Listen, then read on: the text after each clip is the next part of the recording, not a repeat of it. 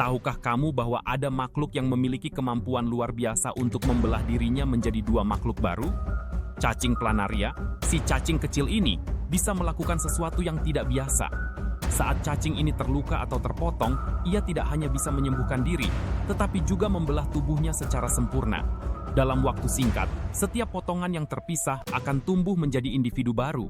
Menakjubkan bukan? Ayo, bagikan fakta unik ini ke teman-temanmu dan tunjukkan betapa menawannya dunia hewan ini.